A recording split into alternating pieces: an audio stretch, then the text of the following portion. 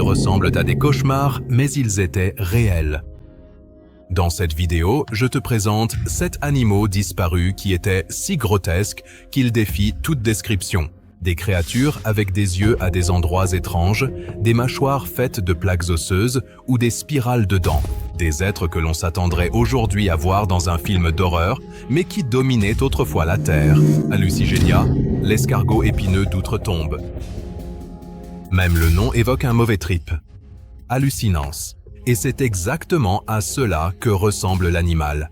Un ver avec des épines sur le dos et des pattes qui semblent trop fines pour porter quoi que ce soit. Hallucigenia vivait il y a environ 500 millions d'années, durant la période cambrienne. Leurs fossiles ont déconcerté des générations de paléontologues. Au début, elle a même été reconstituée à l'envers. On a pris les pattes pour des épines, et inversement.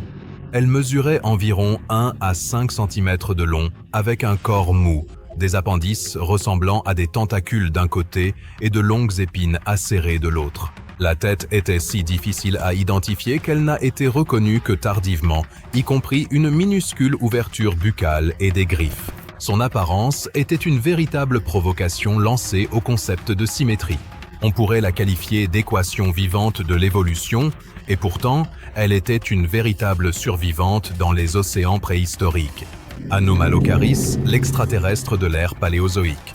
Anomalocaris était le super prédateur de son époque et ressemblait à une créature tout droit sortie d'un film de science-fiction. Avec ses grandes nageoires en forme de lobe, ses yeux multifacettés et ses 2 bras préhensils sur la tête, il fut l'un des tout premiers véritables prédateurs de l'histoire de la Terre. Il vivait également au Cambrien, atteignait jusqu'à 1 mètre de long et se déplaçait dans l'eau par des mouvements ondulatoires. Particulièrement grotesque, sa bouche. Elle était composée de plaques dentelées disposées en cercle, comme un hachoir à viande qui se refermait vers l'intérieur. Cette créature chassait les trilobites et d'autres mollusques, probablement en frappant ses proies à une vitesse fulgurante avec ses bras préhensils, suivis d'une torture broyeuse dans sa bouche circulaire. Des traces fossiles montrent de véritables marques de morsures qui correspondent à la structure buccale d'Anomalocaris. Il n'est pas étonnant que beaucoup le comparent à un prédateur extraterrestre. Sa morphologie diffère tellement de celle des animaux connus qu'il semble être un corps étranger dans l'évolution. Opabinia, 5 yeux et une trompe. Si tu pensais que Hallucigenia était bizarre, alors accroche-toi bien. Opabinia était un animal doté de 5 yeux et d'une longue trompe munie d'une pince à son extrémité. Elle vivait également au Cambrien et pouvait atteindre jusqu'à 7 cm de long. Son corps était segmenté, semblable à celui d'une crevette, avec des nageoires en forme de lobe sur les côtés. Mais sa tête, c'était du pur grotesque. 5 yeux étaient posés sur le dessus du crâne, probablement pour une vision panoramique, et un organe en forme de trompe poussait sur son front, se terminant par une pince. Avec cela, elle attrapait sa nourriture et la portait à sa bouche, située en dessous.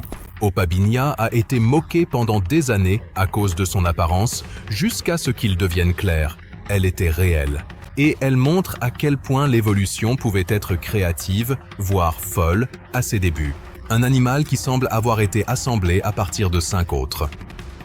Dunkleostus, le poisson cuirassé avec une guillotine dans la gueule. Le grotesque n'est pas toujours petit, parfois c'est tout simplement brutal. Dunkleostus était un énorme poisson cuirassé avec une mâchoire faite d'os à nu et une morsure qui tranchait tout. Il vivait il y a environ 360 millions d'années au Dévonien. Avec jusqu'à 10 mètres de long et plusieurs tonnes, il était l'un des plus grands placodermes connus, c'est-à-dire des poissons cuirassés. Ses écailles étaient de grosses plaques osseuses qui protégeaient entièrement sa tête et sa poitrine. Mais l'horreur véritable se trouvait dans sa gueule. Au lieu de dents, Dunkleosteus possédait des arêtes osseuses tranchantes comme des lames qui se refermaient comme une guillotine. La pression de sa morsure était énorme, suffisante pour trancher des os, des carapaces et même d'autres placodermes. Les fossiles montrent qu'il mangeait aussi ses propres congénères, un monstre doté d'une armure et d'une scie osseuse, conçue pour une efficacité brute et grotesque. Camroceras, l'escargot géant à la coquille en forme de tour. Il ressemble à un mélange entre une fusée et une pieuvre. Camroceras, un parent des calmars actuels, mais en version géante. Son corps était enfermé dans une longue coquille conique qui pouvait atteindre plusieurs mètres de long. Camaraoceras vivait à l'Ordovicien et était l'un des plus grands prédateurs invertébrés connus de son époque. Sa coquille pouvait atteindre jusqu'à 9 mètres de long et, de son ouverture, sortaient des bras munis de ventouses et peut-être de crochets. Sa bouche était un bec semblable à celui d'un perroquet, avec lequel il broyait des proies à carapace dure. L'idée qu'une créature aussi gigantesque et silencieuse puisse glisser dans l'eau et saisir sa proie avec la précision de tentacules est à la fois effrayante et fascinante. Aujourd'hui, les escargots et les calmars paraissent inoffensifs.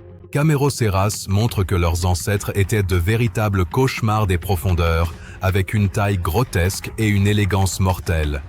Hélicoprion, le requin à la scie circulaire.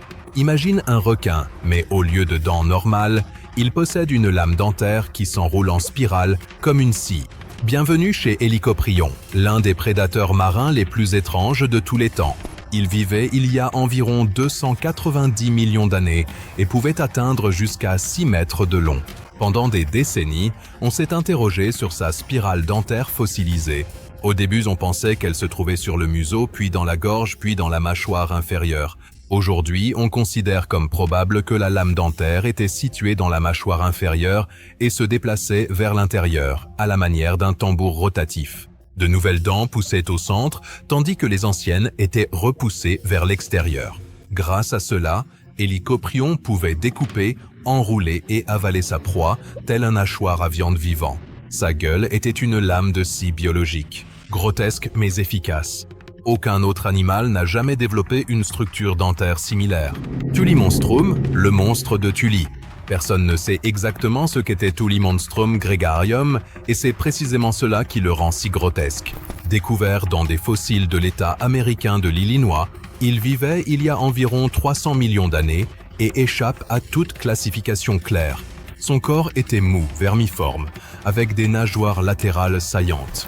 À l'avant, il possédait une longue trompe mobile se terminant par une pince et la bouche elle-même se trouvait au centre de cette pince. Au-dessus, 2 longues tiges portant des yeux flottaient latéralement au-dessus du corps. Certains scientifiques le considèrent comme un parent précoce des vertébrés, d'autres comme un règne animal totalement distinct. Jusqu'à aujourd'hui, il reste incertain s'il s'agissait d'un prédateur, d'un charognard ou d'un filtreur. Le Tullimonstrum ressemble à une créature de jeu vidéo mal conçue, mais il a réellement existé et il montre à quel point nous connaissons peu les possibilités grotesques de la nature.